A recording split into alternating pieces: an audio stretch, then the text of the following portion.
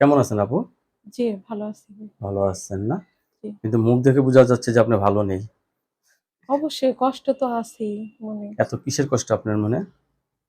কষ্ট বলতে স্বামী নাই, একটা বাচ্চা নিয়া খাইতে, চলতে, ফুরতে অনেক কষ্ট হয়। মানুষের কাছে গেলে সহজে তো দেখে না। সবাই তো দেখে না। দেখে না, নিজেরটা নিজেই করতে হয়। কারণ আজকে যদি আমি অসুস্থ থাকি, দেখার মতো কেউই থাকে না আগে কি বিয়ে-শাদী বাসায়। হয়েছিল? জি, স্বামীর সাথে থাকেন না কেন? থাকি না, সে যৌতুক চায়, টাকা-পয়সা চায়, তো এইজন্য আইসা পড়ছি আমি। লাইক ডিভোর্স হয়েছে তো? জি, তাহলে ডিভোর্স হইছে। এখন আপনি চাচ্ছেন নতুন করে একজন জীবনসঙ্গী ছেলে যে বয়সের হোক আপনার কোনো সমস্যা নেই। না, সমস্যা নেই। বাবা-মা, ভাই-বোন কেউ আছে? বাবা নাই, মা আছে, অসুস্থ। লেখাপড়া করছেন কিছু? জি, করছি। কোন পর্যন্ত?